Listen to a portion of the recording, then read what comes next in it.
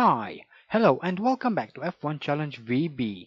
My name is Mephisto and our journey through the history of Formula 1 continues today with the 7th round of the 1952 season, the Dutch Grand Prix. It was held on the 17th of August, it had 18 entries, all of who took part in the race. However, 9 of them didn't make it to the finish line. The race consisted of 90 laps completed in 2 hours 53 minutes and 28 seconds. Ascari qualified on pole, Farina started from second, Mike Hawthorne was third, Villoresi fourth, and Trintignant started the race from fifth. The Dutch Grand Prix was won by Alberto Ascari, Nino Farina came second, 40.1 seconds behind. Third was Villoresi, he was 1 minute 34.4 seconds behind. Mike Hawthorne finished in fourth, 2 laps down, and Robert Manzon came home in fifth, 3 laps down. The fastest lap was a 1:49.8 set by Alberto Ascari. So here is Zandvoort, a track I really like, especially if I have a car that suits the track. I'm not going to attempt to pronounce the names of the corners as I don't want to make a fool of myself. Hope you understand. Anyway, the lap begins with a quick sprint into turn 1, a tight right-hander. Be sure to make use of the banked turn to your advantage. Next we come into turn 2, a medium speed corner. Again, use the track camber to your advantage. Next comes turn 3, a tight left-hand turn. Once again, the track camber is your friend. Turns 4, 5 and 6 are fast shallow corners. Then comes turn 7, a high-speed right-hander with a bit of a camber. Again, use it to your advantage. Turns 8, 9, 10 and 11 are quite easy to navigate. Next is turn 12, another high-speed right-hander, and again the camber is very useful.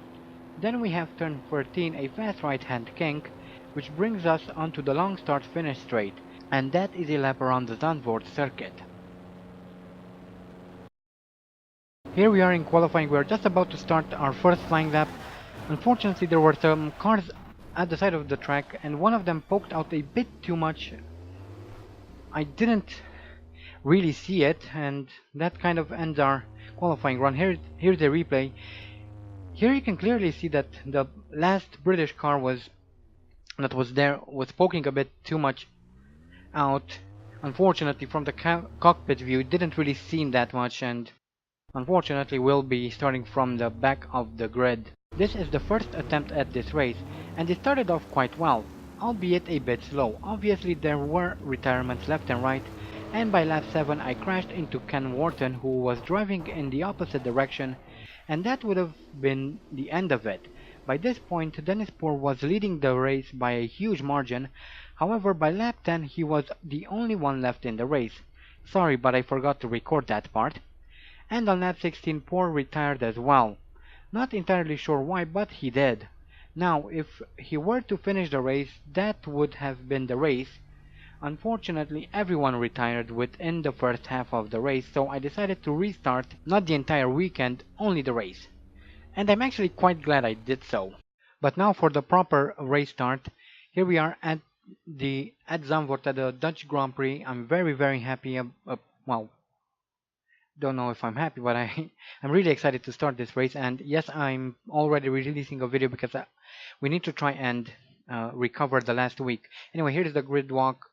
We have Ascari on pole, Farina second, Mike Hawthorne amazingly starts from third, De Graafenried fourth, and Jose Froilan Gonzalez rounding out the top 5, followed by Eric Thompson in 6th, Felice Bonetto is 7th, Dennis Poor 8th, Paul Fred starts from 9th, Peter Collins is 10th, Alan Brown 11th,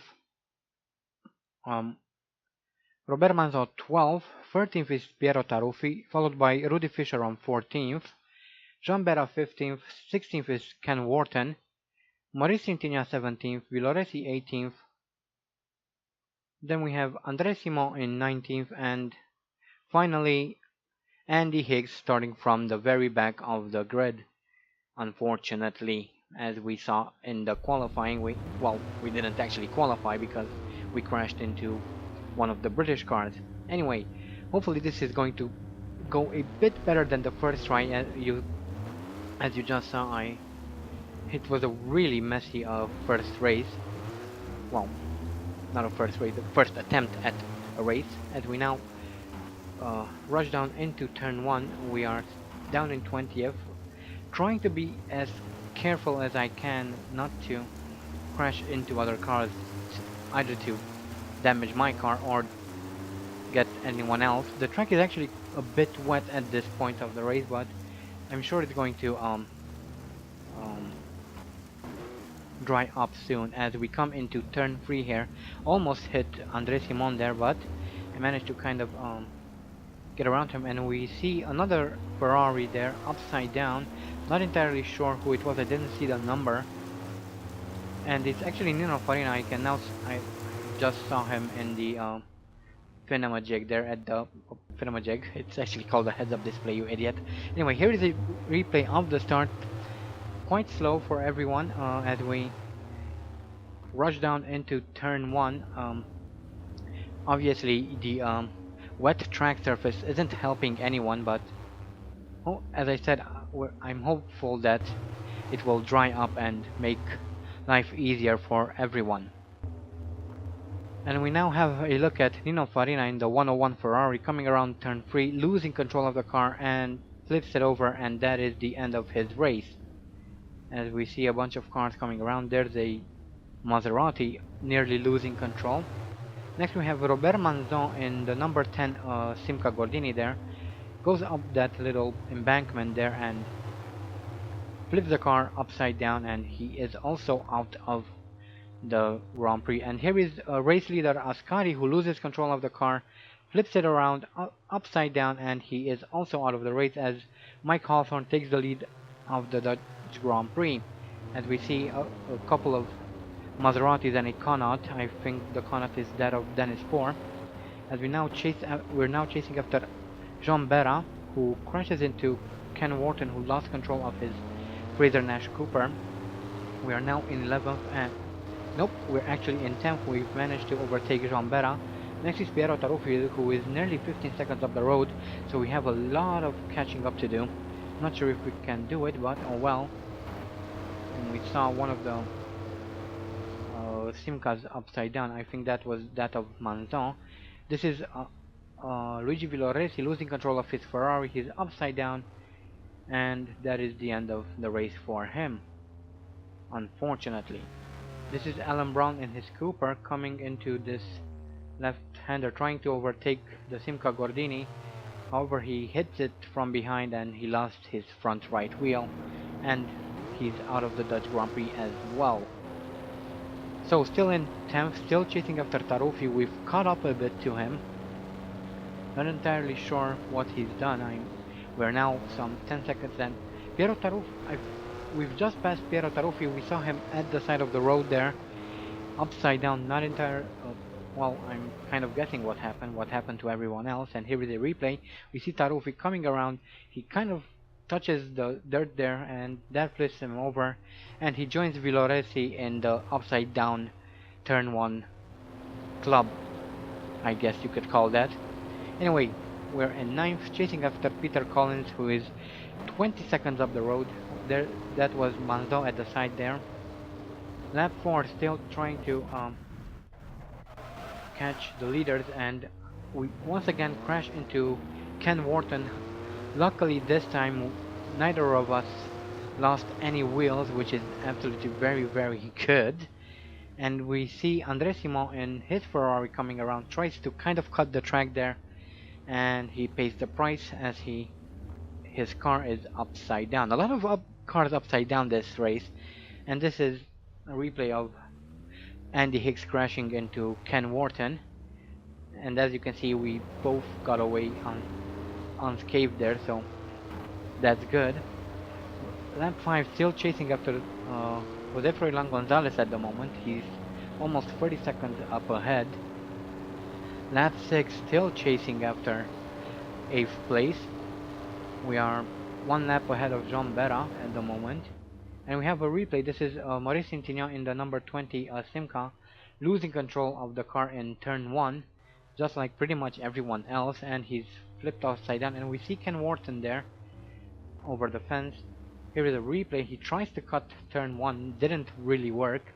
Then he went up that little sand embankment and over the fence, and he is obviously out of the race because he cannot rejoin the track. The fence is stalled, so that is it for him. Still chasing after Gonzalez. Now actually Bonetto, now Frere. A lot of position changes up ahead. Lap 7 and still chasing after Bonetto, and Paul Frere is out of the race, so we will be moving up into 8th place soon as we pass him. And here we have a couple of replays. This is Jean Berra in his Simca Gordini, the number 15. He flips it around and then tries to drive through the fence, which obviously isn't working out for him very well, so he will be retiring. This is Paul Frere in his Alta coming around. He crashes into that Maserati, loses his front right, and he is out of the Dutch Grand Prix as well. And lastly we have Rudy Fisher, who loses control of his Ferrari, flips it upside down, and obviously again out of the race. A lot of cars ended up upside down in this race. I'm not entirely sure how, and that was I think Jean Berra. This is lap 8, chasing after Bonetto, who is around 22 laps up ahead. Hopefully we'll catch him, maybe not. And we are somehow catching up to Dennis Poor, who was upside down at the side of the road there. So we move up into 7th place. 2 more places and we'll be in the points. And here is a replay of Dennis Poor in his Connaught. He's coming around, crashes into that Simca Gordini, which was in the wrong place at the wrong time. Poor flips the car and he's upside down like pretty much everyone else in the race. I'm quite amused by that. So we are now in 7th, chasing after Felice Bonetto with some 18. Nope, he's actually out of the race. Felice Bonetto is out of the race, so we'll be moving up into 6th. 1 more place and we'll be in the points. And here is a replay of Bonetto in his Maserati. He comes around this left-hander and we see his engine burst into flames, so a mechanical failure ended his race. Well, at least not everyone who retired because they were upside down. Anyway, we are now in 6th and Peter Collins is some 36 seconds up the road. The race is still long, so we might still be able to catch up. Not entirely sure though, so fingers crossed we can have a decent finish, at least a points finish. Lap 19 and we are about to be lapped. We see blue flags. There goes one of the Maseratis. There goes an Alta, I believe, and another Maserati. So we've been lapped by 3 cars. Actually, there's a 4th car that's trying to lap us. And there goes the other Alta as we come into turn 1. And there comes, I believe, Eric Thompson. Oh, he didn't actually... Something happened. He didn't actually lap us. I'm not entirely sure. I left him enough room. Anyway, on lap 21, he did, in fact, lap us. And so everyone, pretty much, the leaders, lapped us. Everyone who is in the points has lapped us.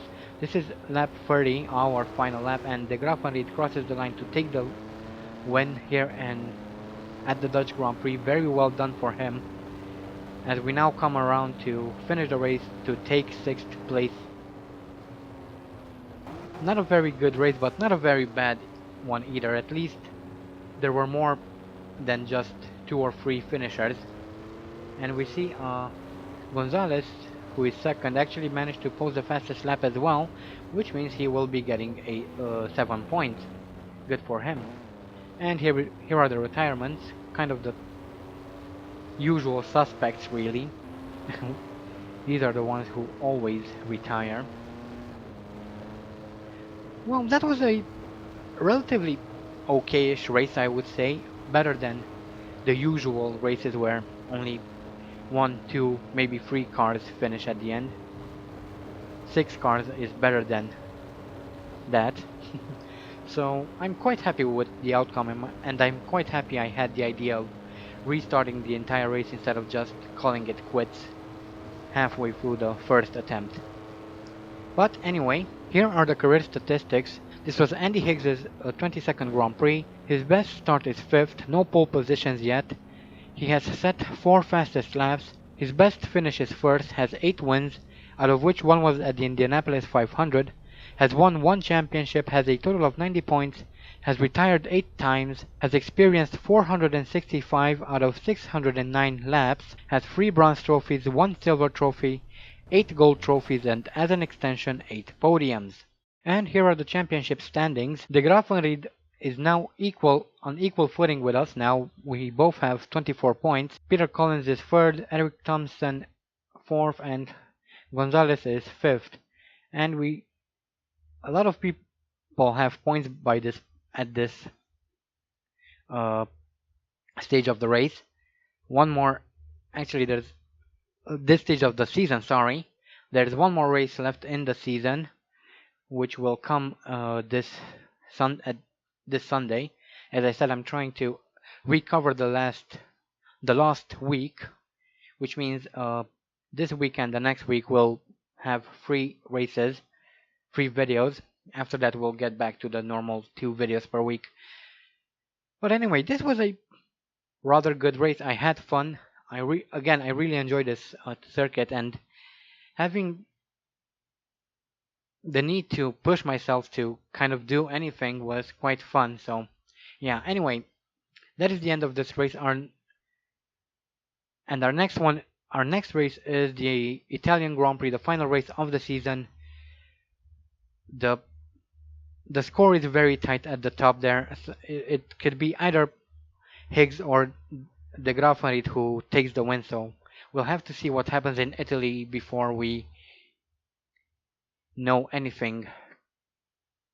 But anyway, that is it from me. I hope you guys enjoyed this video. Thank you all so much for watching, and as always, stay sharp. Oh, by the way, I almost forgot. Don't forget to vote for next season's team. Link is in the description. Yeah.